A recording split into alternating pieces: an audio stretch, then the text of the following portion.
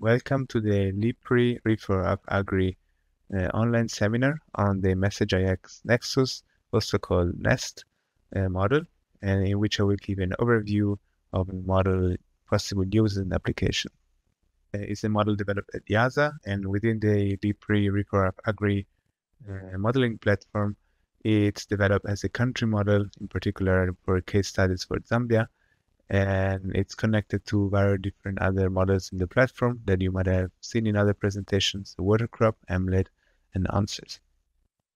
Message.ix Nexus can be used to inform policymakers or developers, investors, especially in high-level policy and long-term time horizon.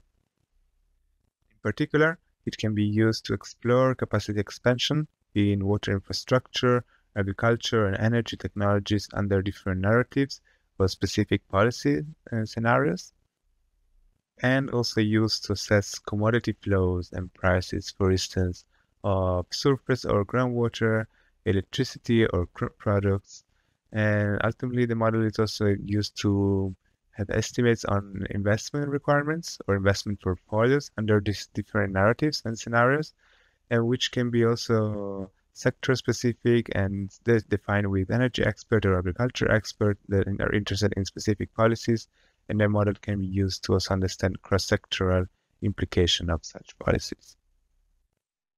A bit more technically, the model gathers spatially and temporally distributed data, for instance, from hydrology, from the ISMIP database, or other type of spatial data, also originated from other models like water crop, AMLET, and onset, and it upscales and aggregates this into this Message.ix infrastructure planning model, which has a slightly more coarse spatial resolution, and it's on 5 year, 10 years time steps.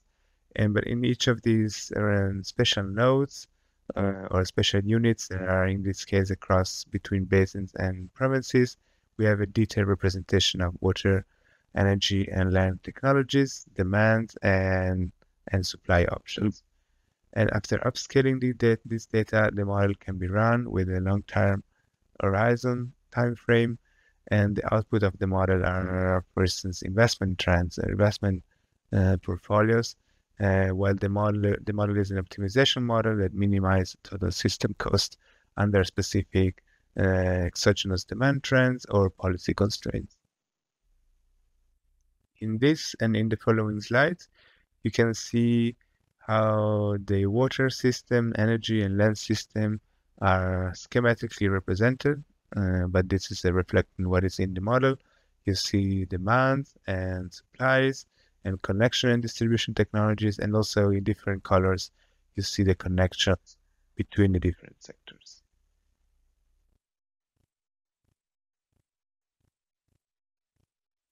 As mentioned before, the special resolution of NEST for the Zambia application of the LIPRI project has user-defined BCU, which are based in country units, which is a crossing between hydrological basins and country provinces.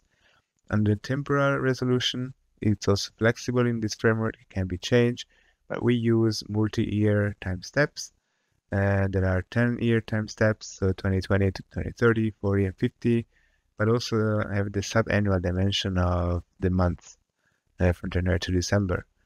And also the historical time is up to 2020, and basically development time where the model is finding new solutions is for the time steps after that.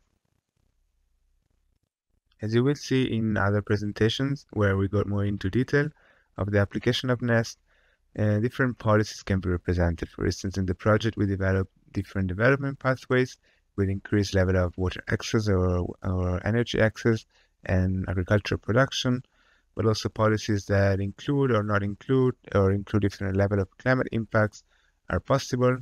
This slide shows impacts on crop yields, for instance, in the regions, and there are impacts also on different sectors, energy, water sectors as well. Environmental policies can be also explored, or different food production policies, food export targets. There are different policies that could be explored potentially by using Message.ix Nexus. Here you see just an examples of combining outputs from the onset and emulate models, input into Nest. In this case, we have different scenarios with different increased access of electricity, and we see different use of electrification and off-grid technologies.